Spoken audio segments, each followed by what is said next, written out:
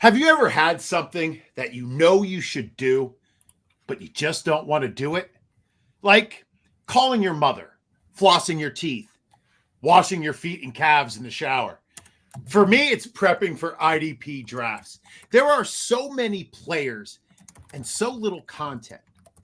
Well, that changes now with the first edition of the IDP Roddy Awards. That's right. The IDP Roddies are tonight on the Rod Pod.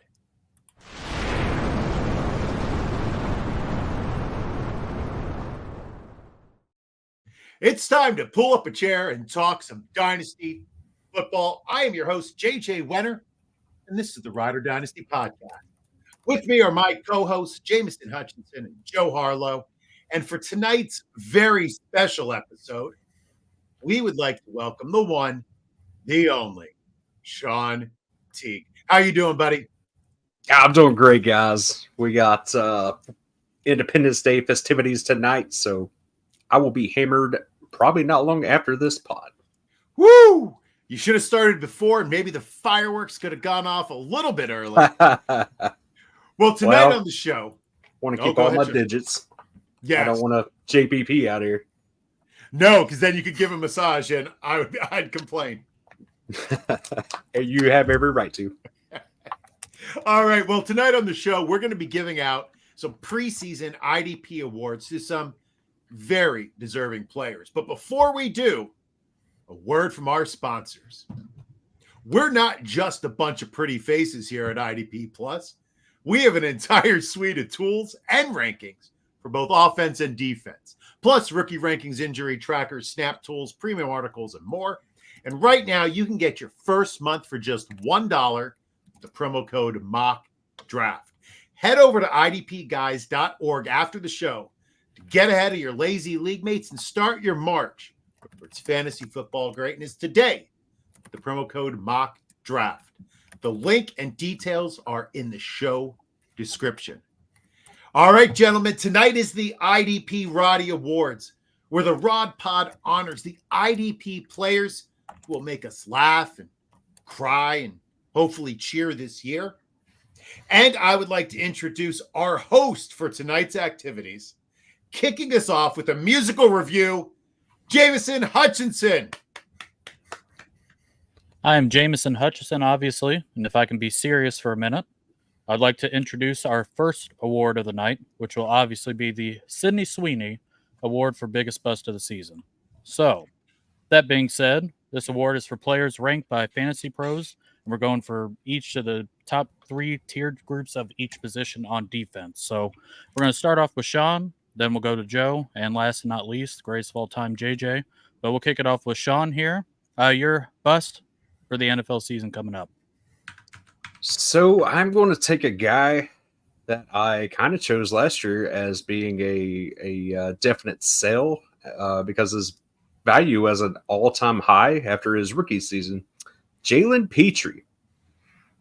That defense has changed dramatically since his rookie year. I think 147 tackles is what he put up that first year. And then D'Amico Ryans comes in, changes the whole philosophy of that defense. It's all about the front 7 attacking. And, they've added Daniil Hunter, Azeez Al-Shaair, Tadeko Autry, Foley Fadukasi, Will Anderson. I mean, those guys are going to eat up a lot of the tackles, sacks.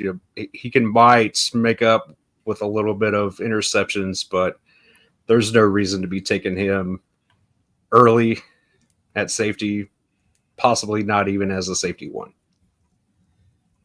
Definitely makes a lot of sense. Just it seems like Houston's really on both sides of the ball, just so many mouths to feed on offense. We got Joe Mixon going with Stephon Diggs that just got added, and then the same thing on defense. So that makes a lot of sense. So next up for our bust of the defensive bust, Joe, you are next. So my pick for this award is one that kind of hurts as a Colts fan, but I'm going to go with their linebacker one, Zaire Franklin, someone who has been the linebacker one recently, and I believe was in 2021 and 2022, if I remember correctly. But someone, if you look at the first 9 games of the season, first 10 weeks, he didn't miss a game due to injury. He had 117 tackles. However, that week 11 time is when EJ Speed took over as linebacker 2. And over the last, 7 games of the season, Zaire Franklin had 62 tackles and EJ Speed had 61. But then Speed also missed 1 game. So tackles per game, Speed ended up beating Franklin by a decent margin. I still think Franklin can be a really good linebacker, potentially still a linebacker 1, but these rankings have him at the top of tier 2, a top 5 linebacker. And with a competent second linebacker, I just don't see a way for Franklin to really return on that value.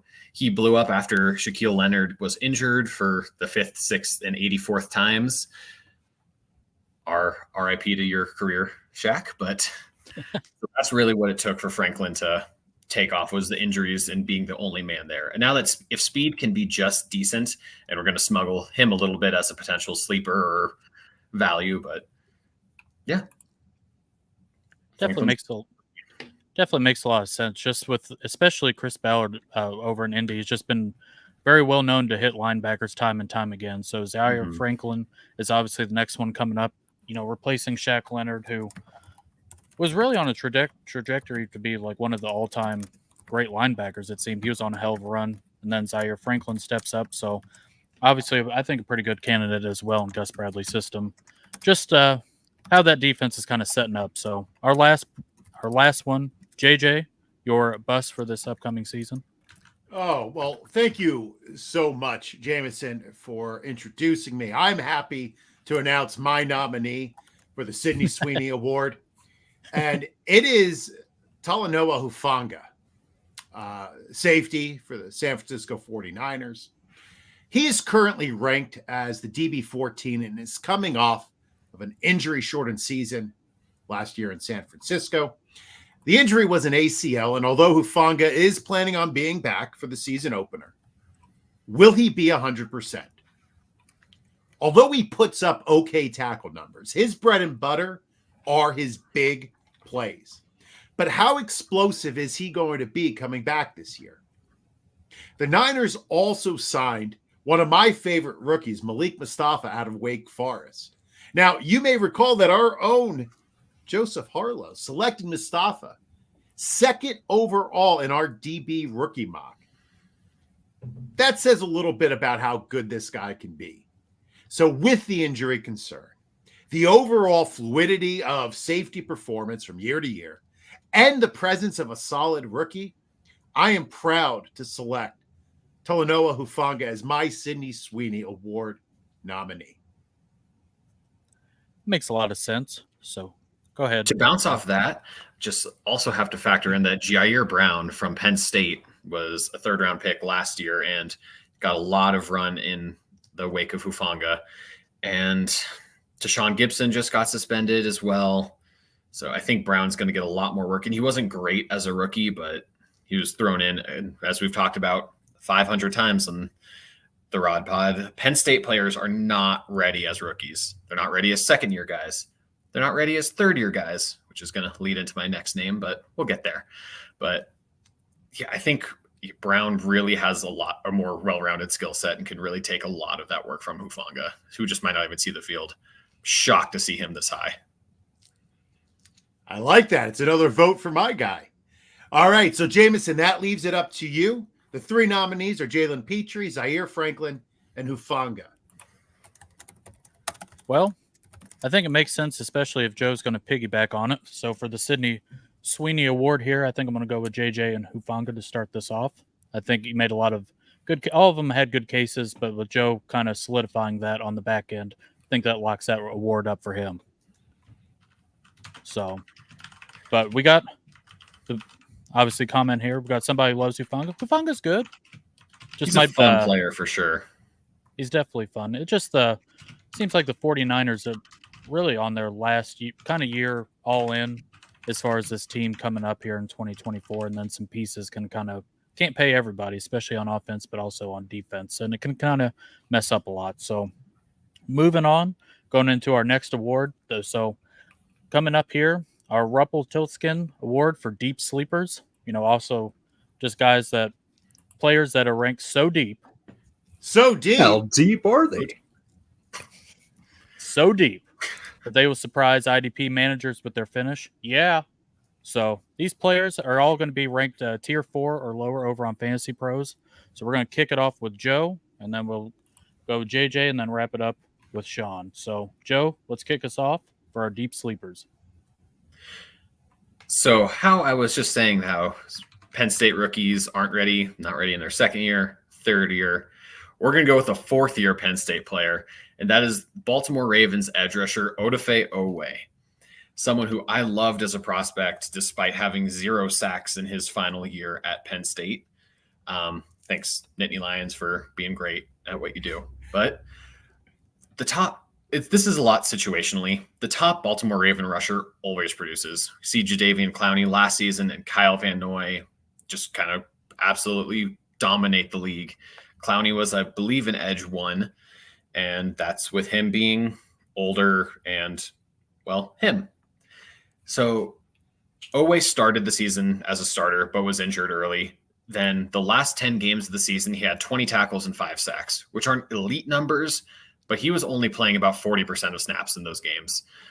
Now that Clowney's gone and that Owe is healthy, he should have a major uptick in those numbers, especially if you look at the periphery stats, where he had an 18.2% pass rush win rate, which amongst over the 125 edge players with over 100 pass rush snaps, that's a top 10 number. That's a higher number than TJ Watt, Will Anderson, Danielle Hunter, Max Crosby, and the same as Khalil Mack.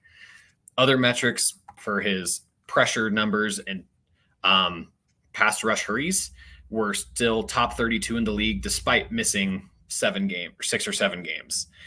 He's someone who is a bonkers athlete, and he's going very late in drafts. And if he really can put it all together now, as he has seemed to under Mike McDonald and now the hand-picked replacement in Zach Orr, this really could be a blow-up potential. I do believe he could be an edge 1 when it's all said and done.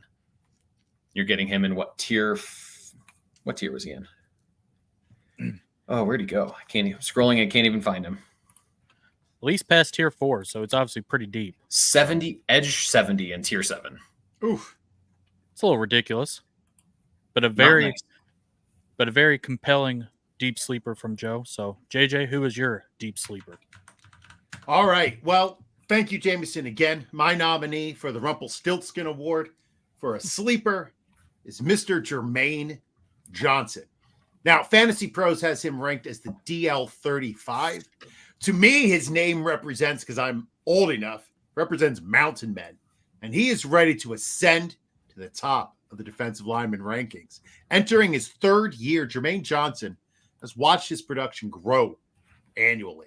His snaps increased from 312 to 748 last year. His tackles increased from 24 to 49, and his sacks tripled from 3 to 9. Not only that, but his game-to-game performance is improved.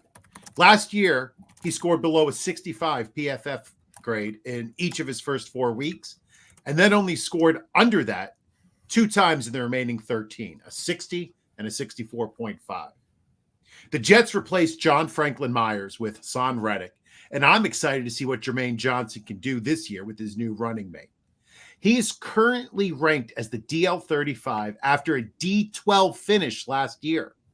He was already an edge 1, and now he's being ranked as an edge 35. So buy the discount and get a top flight edge rusher for super cheap. Jermaine Johnson. Hey, there we go. And last but not least, to present one of the deep sleepers, the sexiest man in all the land, Sean, you are up. Deep sleeper. We don't have to lie to everybody. Yeah, good picks, gentlemen. Good picks. I'm going with 2nd-year linebacker Trenton Simpson for the Baltimore Ravens. Probably not a super deep sleeper, but there do seem to be a lot of people still scared off of him, mostly because of the Isaiah Simmons experiment from Clemson, playing that safety linebacker, kind of hybrid deal. So that's actually helping us get him later. So use that period to your advantage. He's going to be taking over for Patrick Queen, who just bounced to Pittsburgh, I believe. He's going to be playing beside Roquan Smith, Kyle Hamilton, Owe, behind Metabuke, he's not going to be dependent on having to line everybody up. He's going to be free to roam. He has great athleticism. He's very versatile, has the speed to run sideline to sideline. He's going to be making plays in coverage, probably even blitzing. He's going to be a lot of fun this year. And if you can get him at linebacker 50, you're looking at, a guy that potentially could be a high LB2 by year's end. Makes a lot of Sean, sense. Go ahead. Sorry, Jameson. I have that former host habit. That's one of the reasons why when you're in a draft that includes IDP, you can wait. Yes. You can wait. There's plenty of value. Plenty of value. Sorry, Jameson. I know you were about to recap and I cut you off. Well, obviously the people watching, I'm fill-in host because we have the experts and I'm just the little engine that could following along trying to keep up. So, but we're going to get to the awards here. I think I'm going to stick in Baltimore, but if I can get a drum roll, please. I think I'm going to go with Owe here. I think, listing off Max Crosby, TJ Watt, that realm. And Baltimore has been known to just push out these pass rushers, just relentlessly. And I think Owe ends up being the next person there. So we got one for JJ and we got one for Joe. So before we get into the next segment, obviously there's nothing better than a live draft. We got, especially with Scott Fishbowl coming up. We have, this weekend I'll be in Cincinnati. I know JJ will be in Boston here soon enough. And then, Sean and Joe also drafting. Literally, nothing is better than a live draft. So go ahead, get ahead of the game right now with Trophy Smack's gorgeous draft boards, complete with player stickers so deep. So deep! Yeah, you couldn't possibly need them all. And for the first time, Trophy Smack has an IDP expansion pack for all us defensive nerds. Well, at least you guys. I'm getting there. So no more scribbling on the blank stickers. Go to Smoky Trap. Trophy Smack. And get the only draft board that meets all of your needs. See, this is why JJ does the hosting, and I just do the follow along. So check that out in the link at the bottom of the show and get your boards today. So that was fantastic, Jameson. Good work, Jameson. Man, it's been a day. We'll just go with that. So next time we are going to leave. Before we get into the next topic, can I just say that I loved both of your guys' sleeper picks. I know I've talked about Jermaine Johnson at least half a dozen times. It's been a favorite of mine since he was a Georgia Bulldog. Then Trenton Simpson is, who's to say he's not the next Terrell Bernard, who is also criminally underrated in these rankings. Well, listen, if we're patting each other on the back, I liked Owe back when he was still Jason. So yeah, great pick. Great pick. So good deal. Our next award goes to this is my favorite. There we go. So next award is the Denny Green. So they are exactly who we thought they were award, and we let them off the hook. So this is exactly who we think we are. So we're going to start off with JJ, and then Sean, and then last presenter will be Joe. So we're going to kick it off with JJ. Who is your Denny Green nominee? Oh, man. Of course. Thank you, Jameson, of course, for that beautiful introduction. My nominee for the Denny Green, they are who they thought we were, award is Roquan Smith. Now, Mr. Smith is the heir apparent in Chicago with their long and storied history of middle linebackers, from Butkus to Singletary to Urlacher, now to Smith. Roquan picked up that banner and ran with it for 4.5 years on some really putrid defenses. Then, for some reason, the Bears decided to trade him to the Ravens. Well, now he's manning the middle in Baltimore and couldn't be happier. His first year was a success. Roquan ended the year with a PFF grade of an 80.1. That was his highest in his career. He finished 10th in tackles, first in assists, 8th lowest missed tackle percentage. He is going off the board as a top LB, and that is just what he is. He is a top linebacker. Outside of injury, there should be no doubt that he finishes as an LB1. He is who we think he is. Draft him, baby. Hey, Nothing good thing more. the Bears got Chase Claypool. Nothing more, nothing less. A little bit of a low blow there from Joe. So Sorry, that was uncalled for. Sean, who is your nominee for your Denny Green?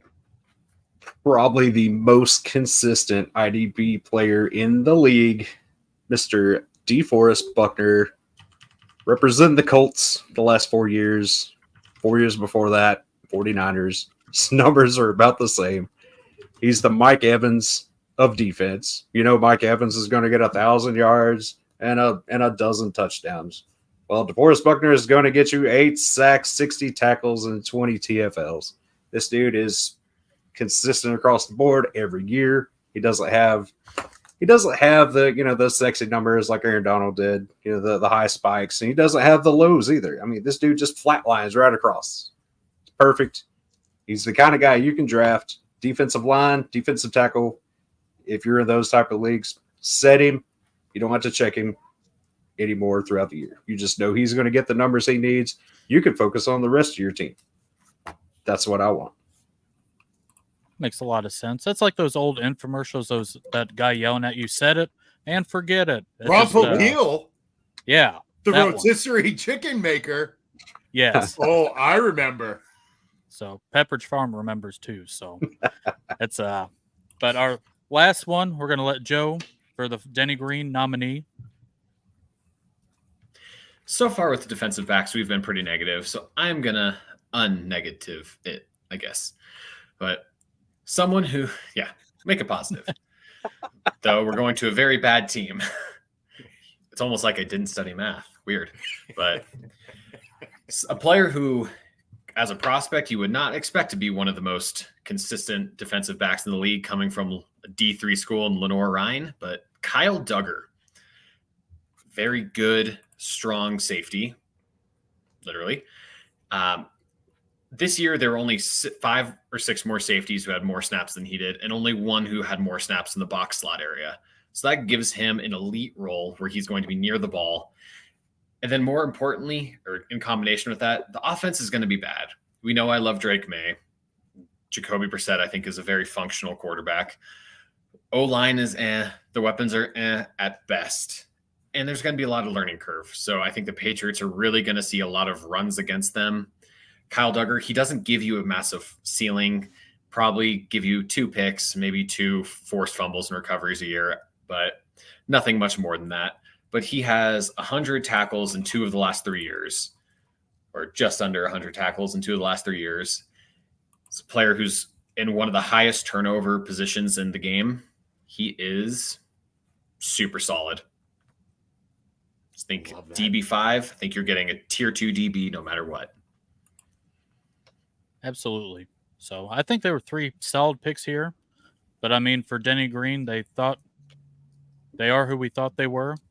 You know, drum roll, please. Wait, I have that. Do you? There we go. The Mike Evans of defense. DeForest Buckner, so this will go to Sean. I don't think there's a better comparison there. I mean, DeForest Buckner over his entire career got traded for a first-round pick with the Colts when they couldn't pay him in San Francisco.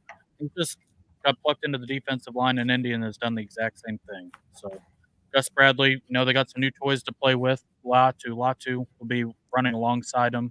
They got Kwity Paye. They have just a plethora of Zaire Franklin we just talked about. I just think he sits there and ends up, you know, doing the same stuff he's always been. So the Denny Green Award goes to Sean this round. Good job, Sean. I got one. Wait, are we tied? We're all tied. A 3-way tie. Going into the last, but not least, our last award of the night is the Seth Rogan Award for Deepest Stash. So obviously, you know, compares to Matt Donnelly's stash, but we're getting pretty close. So this award is for the players who you might want to keep on your dynasty rosters for next year. So, I mean, we are digging deep into the well. We're going to start off with Sean, and then we're going to go to Joe, and then last but not least, JJ. So, Sean, kick us off. Seth Rogan Award winner. I am nominating Antonio Johnson for the Jaguars. Now, last year coming out of the draft, I thought he would be one of the top 2, maybe 3 safeties taken. Fell all the way to round 5 or 6, I believe. Sat behind Rayshon Jenkins, Andre Cisco last year. And then, now we got Jenkins has left. He's in Seattle.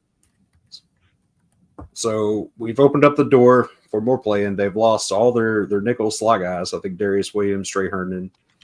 They did bring in Darnell Savage. So that does complicate things a little bit. I couldn't guarantee you exactly who's going to be the starting safety. Cisco's one of them. We could see Savage or Johnson probably playing up in the slot in the box, maybe using all three of these guys. I really like Johnson. I think he's a great safety. He did come in for 170 snaps, I think, last year on defense, 17 tackles, 2 interceptions, and a sack. So he has the versatility to come off the edge, to blitz, to play up near the line of scrimmage. He could do all those great things we love on the IDP world. But I just don't know if he's going to be able to put it all together and turn it loose this year or if we're another year away. So that's why I'm saying he's worth a stash. Could still see some really solid numbers from him. I just can't guarantee you he's just going to blow up this year. No one to hold him, no one to fold him. So we are holding him right now. Joe, your Seth Rogan Award nominee. So I had a last-second switch here, but I am going to go to Los Angeles and Tuli Tuipulotu, former USC edge rusher, now with the Chargers. The main reason he's a stash is that Joey Bosa and Khalil Mack still are on the roster, which surprised to many. But Joey Bosa is always hurt. Khalil Mack is older. And in relief last year, Tuipulotu had an amazing season. There was a time when he was the best rookie pass rusher in the league. With multiple sacks. He ended up with only 4.5 sacks, the majority of those coming in the few starts he did make in relief of Bosa. Underlying metrics aren't as elite as always were, as I mentioned earlier, but still were in the solid middle tier to good class, especially if you factor in that he is a rookie who is undersized or who's a weird tweener size and athleticism type player. Someone who I think fits very, very well into the Jesse Minter, Mike McDonald scheme that the Chargers now implement with that tweener size, someone that they really are able to utilize well. I think that still probably going to be able to get him pretty cheap at this point, just because the overall numbers ended up not being as great as they could have been when Bosa returned. And one of Bosa and Mack will be gone next year in all likelihood. So get him now, and then you might find yourself with a very cheap edge 2 for later on. Can you say that name one more time? Tuli Tuipulotu. That's very good. Thank you. That is a mouthful. Tuli. It is. So, but And he's a handful. There we go. Our last presenter for the Seth Rogan nominee, JJ. Well, thank you, Jameson. I am once again honored to be introduced by somebody as illustrious as you. I'm also very proud to present Bryce Huff as my Seth Rogan Deep Stash nominee. Bryce was signed by the Philadelphia Eagles this offseason. Then they traded their star edge player, Hassan Reddick, to the Jets. It was a weird swapping of players. I'm still not quite sure how I feel as a Jets fan. However, Bryce Huff is a very good player. The big question with Bryce is, can a good situational pass rusher become a good every down pass rusher? I'm not sure the answer is yes. We have examples of successes and failures in similar ventures. But here is his opportunity. Now he has it. He played a career high 481 snaps last season with 10 sacks and 67 total pressures. The 67 pressures ranked 15th. And he was third in win percentage. Now, win percentage measures how often he defeats the blocking on pass rush snaps. He was third. Let me read you the top 5 and see if you recognize any names. Myles Garrett, Micah Parsons, Bryce Huff, Nick Bosa, and Aiden Hutchinson. To me, that's a pretty good crowd to be associated with. It's not like he did it on limited snaps, right? He did have what did I say? 481. It's a solid number of snaps. So he might be somebody who's going to be worth something this year as well. But he is going as the DL 53. 53. So I think he is an easy stash in any format. And if you can get him at DL 53, man, you snatch him up all day, every day. Very compelling cases. That's by all all I three got of to you. say about that. There we go. Yeah. So I don't have a beer with me. I do have water. I can smash it here in a minute, but Oh, please don't. so why not? That would make a mess all over your computer. Oh, it's a wrestling thing. See, I don't understand. It's all good. It's all good in the hood, baby. So all very compelling cases. I think I've got a very tough choice here for the last award. So I think I got a winner. So the last winner here for the Seth Rogan Deepest Stash Award is, drum roll please,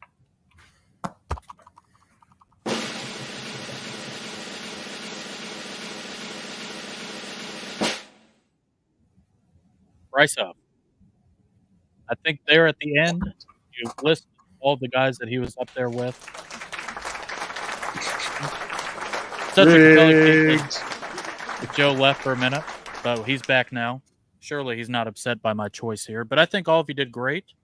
You know, we don't discriminate here. I would have loved to pick all three of you, but unfortunately, Well, one of us did a little better, right?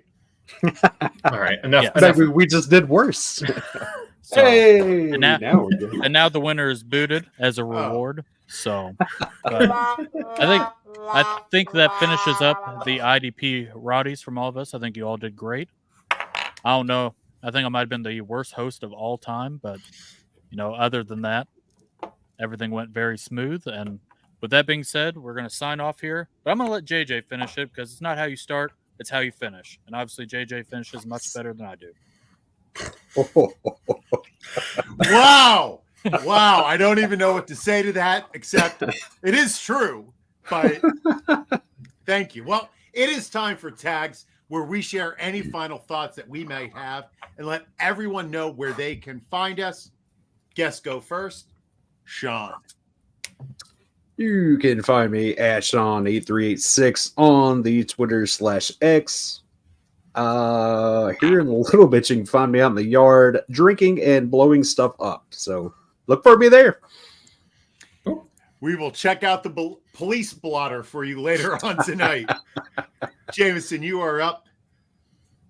I'm on the Twitter machine at Jameson Rules, just the normal, you know, every Thursday night now. We're doing lives here on Rider Dynasty. So Thursday night, Friday morning, check us out. Like I said, I'm on the Twitter machine. Tonight I'll be tweeting about Jeff Jarrett if he doesn't win. So if you see me melting down, just ignore it. But other than that, that's where you can find me. That's what I got going on. So Double J. Yeah, Jeff, he's been around for a long time, right? A long Yes. time. yes, Long time. Okay. Yeah. Last still up, the man. Mr. Joseph Harlow. Yep. So you can find me on Twitter at JoeLo63, where I am tweeting about Orioles, some football, and I have my first article in quite a while coming up soon, once I click submit and such, where I will be discussing edge rushers for the 2024 redraft season. Yeah, that's about it. Well, Thank you, I'm at Jameson for hosting. Yeah, Jameson. Great job, Did Jameson. great. Did great, James. You did fantastic work, buddy. I'm at JJ Wenner on Twitter. Thank you to everybody who joined us on the stream tonight. Thank you to Sean for being the bestest guestest we could ever ask for. We love you, buddy. Thank you, Joe and Jameson, for all of your work as always on this episode, and the whole crew at IDP Plus for all their help in producing the pod. Be sure to tune in next Wednesday to the All Out Blitz with Doug Orth as we welcome Dan Fornek to break down offensive line play. Then come back on Friday for the Rod Pod, where we dive into some type of trouble. So from all of us to all of you, be safe, be well, and as always, boat drinks, my friends. Boat drinks. Watch your fingers. Thank you for watching the IDP Plus YouTube network. If you enjoyed this video, give it a thumbs up and don't forget to subscribe to our channel. Be sure to tap the bell icon to get notified whenever we upload new content.